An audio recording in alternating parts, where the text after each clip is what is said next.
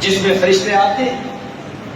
آپ نے سنا ہے نا حدیث پاک، فرشتے آتے ہیں، اٹھاتے ہیں، میت سے پوچھتے ہیں سوالات، جواب لے کر پھر کہتے ہیں.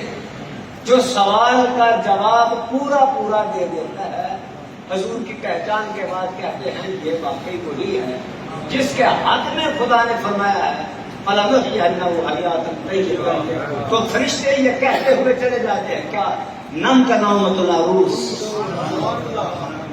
اب سو جاؤ دلہن، کوئی تمہارے آرام میں خلل نہیں ڈالے گا. کبھی کوئی ادھر سے آیا، کبھی کوئی ادھر سے آیا، نہیں آئیں گے. ٹھیک ہے جی. اب تمہیں تنگ کرنے والا کوئی نہیں، کیونکہ خدا کی رحمت کے حصار میں تمہارے دنیا میں تمہارا مقام تھا فَلَنُحْيِيَنَّهُ حَيَاةً طَيِّبَةً. اور اب جب میت بنے، جب آئے مزار میں، تو حدیث کی روح فرمایا نم کا نومۃ العروس. اور جب حشر میں اٹھیں گے تو اس دن اس کی کامیابی کا یعنی ڈنکا بجایا جائے گا اور بتایا جائے گا.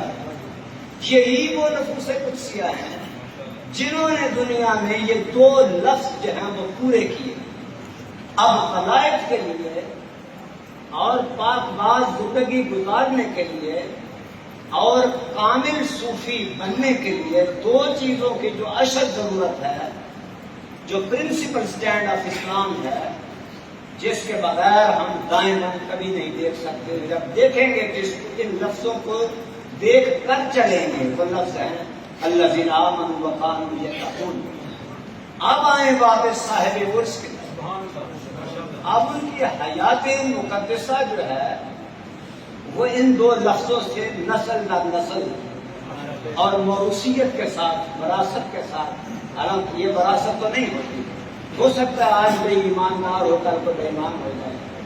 ہاں جی، کئی ہم نے سادات میں سے بھی دیکھے ہیں جنہوں نے اپنے منہ کالے کر لیے، جنہوں نے اپنی نسل کو لاج لگائی ہے اور وہ شیطان کی اولاد بننے پہ انہوں نے فخر محسوس کیا.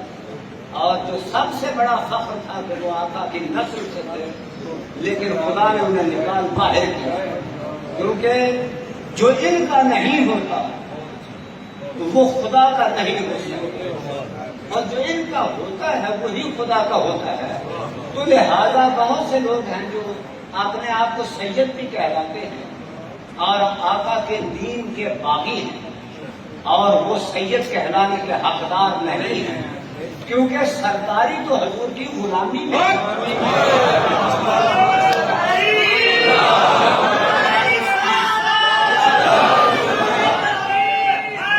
بننے کا بڑا شوق پال لوگوں کو. سید بھی کہلاتے ہیں، میں باریکی کے ساتھ نہیں جا سکتا، سمجھنے کی کوشش کریں گے. سید بھی کہلاتے ہیں اور کام ان کے کرتارپور والے سرداروں کے. سید کا مطلب تو سردار ہوتا ہے، سرداری حضور کی غلامی اور نسبت سے ملتی ہے. تو جنہیں حضور کی نسبت سے سرداری نہیں ملتی انہیں کرتارپور کی سرداری مبارک. وہ سردار تو ہو سکتے ہیں لیکن یہ سردار نہیں، کیونکہ ہم اسے اس لیے نہیں مانتے کہ جب جن کا وہ ہے وہی نہیں مانتے، اور جس نے اسے دنیا میں بھیجا وہی نہیں مانتا. حضرت نوح علیہ السلام کا بیٹا یہ بھی تو مثال ہے نا. انبیاء کی مثالیں آپ سنتے آ رہے ہیں. اب ان کی اولاد، بیٹا تو ان کا ہے لیکن بیٹا ان کا ہے، خون ان کا ہے، لیکن کام اس کے غلط، انکار کر دیا. کہا ابا جی میں تو ابا جی مان لوں گا لیکن نبی نہیں مان لوں گا.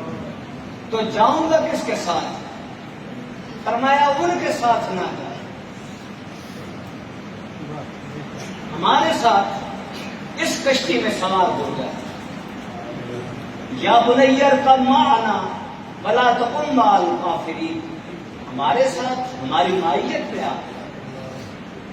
یہ کہتے ہیں بچا نہیں سکے. یہ نبی کو تانا اس لیے دیتے ہیں کہ نبی کر کچھ نہیں سکے. کیوں نہیں کر سکے؟ وہ تو فرماتے ہیں یا بنی ارکب معنا. یہ جو معنی ہے یہی تو بچانا ہے نا. جس نے مائیت اختیار نہ کی وہ نہیں بچے گا، خدا اس کو نہیں بچائے گا۔ جس کو خدا نے بچانا ہے اس کو مائیت پاکاں کا عطا کرنا ہے، پھر وہ بچ جائے گا۔ انبیاء کی نسبت سے وہ بچے گا، ویسے نہیں بچ سکتا۔ تو فرمایا، پھر عرض کی کہ یا اللہ یہ تو میری اولاد کے فرمایا نہیں، لیسا من اہلک، یہ آپ کی اہل نہیں ہے، اس لیے اولاد نہیں ہے کہ انہ عمل غیر صالح۔ اب میں نے اس پر بہت غور کیا ہے اور میں ابھی تک کر رہا ہوں۔ عالم فاضل نہیں، لیکن یہ بھی کریں گے، آپ بھی کریں گے۔ انہ عمل غیر صالح، نبی کو ماننا، نبی کو نبی برحق ماننا اور اس کی غلامی کو اختیار کرنا، سب سے بڑا عمل یہ ہے۔